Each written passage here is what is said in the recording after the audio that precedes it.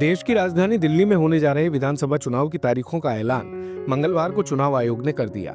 मुख्य चुनाव आयुक्त राजीव कुमार ने शेड्यूल जारी करते हुए बताया कि दिल्ली में एक चरण में सभी 70 विधानसभा सीटों पर 5 फरवरी को मतदान होगा और 8 फरवरी को होगी मतों की गिनती। चुनाव आयोग ने जानकारी दी कि दिल्ली में 1,55,00,000 कुल वोटर्स हैं, जिसमें 83 लाख से ज्यादा पुरुष मतदाता जबकि 71.74 लाख से अधिक महिला वोटर्स हैं। 13,033 पोलिंग बूथ हैं। उन्होंने कहा कि सभी वोटर्स से अपील है वो लोकतंत्र के महापर्व में भाग लेते रहें। 2024 में 8 राज्यों में विधानसभा और लोकसभा चुनाव हुए। हम 99 करोड़ वोटर्स होने वाले हैं, ये खुशी की बात है। We will start, it's a single phase election. Date of notification will be 10th of January, Friday. Last date of making nomination will be 17th of January. Scrutiny on 18th of January. Withdrawal 20th. These are the statutory periods of time which is given. Date of poll is 5th and counting is 8th, and 5th again we have very deliberately kept Wednesday.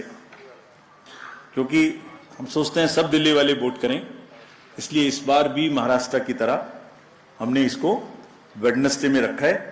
Entire election process after counting will be complete bye 10th। उन्होंने कहा कि नए साल में पहला चुनाव राजधानी दिल्ली में है और पूरा देश यहां से रिप्रेजेंट होता है। हर क्षेत्र के लोग यहां मिलते हैं। ये देश का दिल है और दिल्ली इस बार भी दिल से वोट करेगी। Friends, 2024 has been an year of elections globally. पूरे वर्ल्ड में इलेक्शंस हुए। डेमोक्रेसीज में almost 2/3 of the population in the democratic world went for voting. हमारे यहाँ भी 2024 में 8 राज्य और यूटीज में इलेक्शंस हुए, जनरल इलेक्शन हुआ। एक अच्छा माहौल रहा।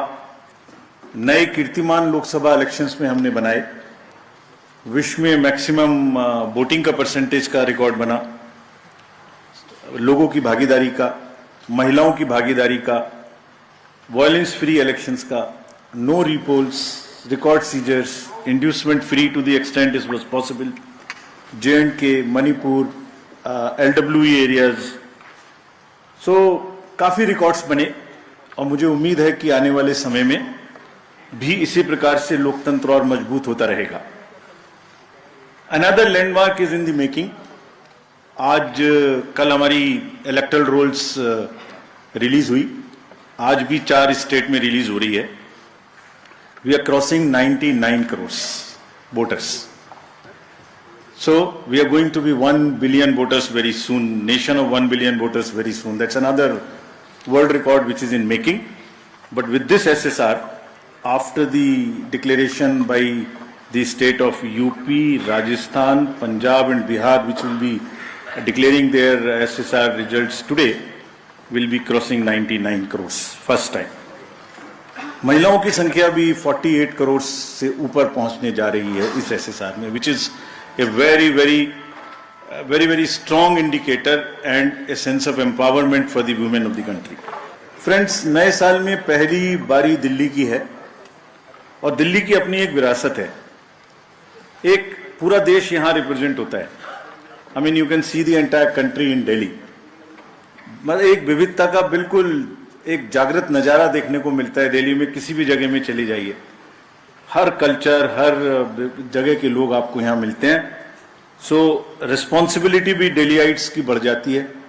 And we are sure Delhi will this time vote in larger numbers, और जिसको अगर कह सकें तो दिल्ली दिल से वोट करेगी, ऐसा हमें उम्मीद है।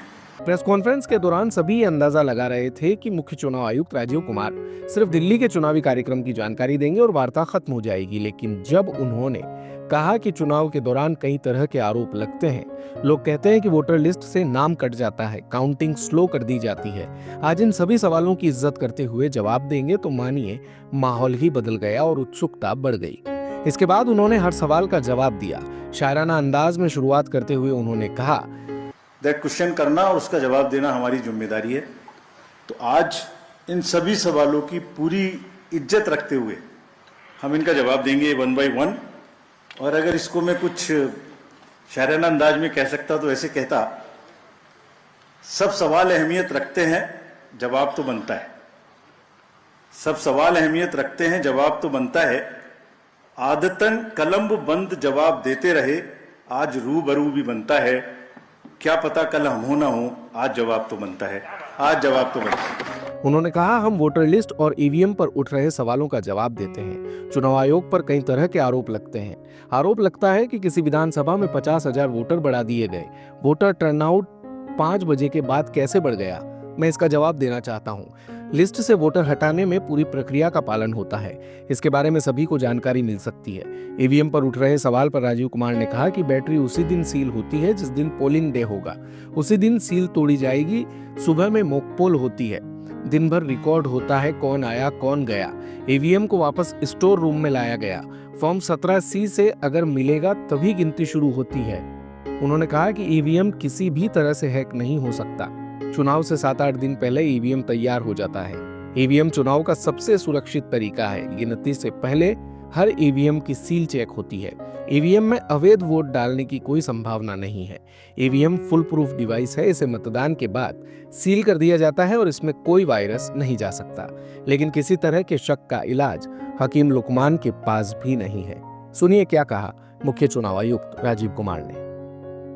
कहा गया कि इलेक्टोरल रोल्स में रॉन्गफुल एडिशन या डिलीशन कर दिए गए।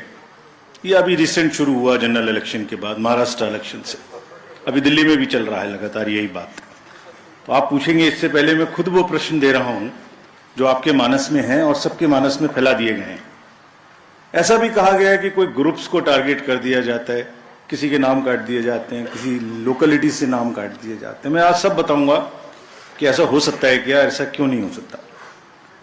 कहा गया कि कुछ कॉन्स्टिट्यूएंसीज में 50-50 हजार वोटर बढ़ा दिए गए, वहां पर कोई पर्टिकुलर पार्टी जीत गई। इस तरीके की चीजें कही गई। ईवीएम्स का तो एक सब जवाब देने के बाद बोला गया कि मैनिपुलेट हो सकती है। ये भी 2 बार हो सकता है, कभी बैटरी के नाम पर, कभी किसी नाम पर। कभी कहा गया कि ये ईवीएम इलेक्शन है, लोगों का इलेक्शन नहीं। वोटर टर्नआउट इंक्रीज हो जाता है 5 बजे के बाद। ये काफी एक विषय पब्लिक में रहा, जनरल इलेक्शन के दौरान भी, उसके बाद भी। कैसे 5 बजे के बाद बढ़ सकता है? कहां बढ़ गया? कौन सी 5 बजे से 10 बजे तक के बीच में कतारों में, लाइनों में लोग खड़े हुए थे, हमें वीडियो दिखाइए। इस तरीके के प्रश्न पूछे गए। वोटर्स में मिसमैच हो गया। जितने वोट पड़े थे वो बढ़ा दिए गए। पहली बात तो ये था वोटर टर्नआउट में, चलिए बढ़ा दिए। उसके बाद काउंटिंग में मिसमैच हो गया, कहीं कम गिन लिए, कहीं ज्यादा गिन लिए। ये भी मुद्दे उठे। काउंटिंग को स्लो डाउन कर दिया गया। अभी एक नया मुद्दा उठा है कि हमने कोई रूल चेंज कर दिए हैं जिससे बहुत बड़ी ट्रांसपेरेंसी खत्म हो गई है। So all these questions are actually, अगर एक बहुत बड़ी पिक्चर आपको मैं दिखाऊं तो 10.5 लाख बूथ हैं कंट्री में। हर बूथ पर 4 से 5 पोलिंग ऑफिशियल्स होते हैं, तो उनका नंबर हो गया 10.5 × 4 भी कर लें तो करीब करीब 45-50 लाख लोग हैं। ये 45-50 लाख जो पोलिंग ऑफिशियल्स हैं, ये उसी स्टेट के होते हैं, डिफरेंट डिपार्टमेंट्स के होते हैं, डिफरेंट स्किल सेट्स के होते हैं। एंड चुनाव से बूथ पे पहुंचने के 2 days 3 days before they are randomised in front of the candidates and teams are formed. So they meet first time 2-3 days, so there can not be. ऐसा लगता है कि जैसे 40-45 लोग कोई कॉन्स्पिरेसी या कोई गलती गड़बड़ करने के लिए बैठे हुए हैं। इतने सारे क्वेश्चंस देख के बड़ा पेन होता है इनको, because they are at the receiving end. So I'll explain how this is not possible or what is the answer to this. कब ईवीएम को ले जा रहे हैं, कब 17C दे रहे हैं, मतलब एक एक क्षण उनका हम देखते हैं पब्लिक ग्लेज में। उनके एक एक एक्शन हमारे जो रूल्स हैं उससे बाउंड हैं, वो रिकॉर्डेड हैं। आप रिटन में मांगिए आपने ये डिसीजन क्यों लिया, हम देंगे जवाब। हमारे हर आरओ आपको जवाब देगा। लेकिन शालीनता ना टूटे, नैरेटिव्स ना खराब बने, कैंपेन की शालीनता बनी रहे। इसी से हमारा लोकतंत्र आगे पनपेगा। दिन भर की सारी अपडेट्स के लिए सब्सक्राइब करें भारत कवरेज को और हाँ, बेल आइकन दबाना ना भूलें ताकि आप रहे अपडेटेड हमेशा।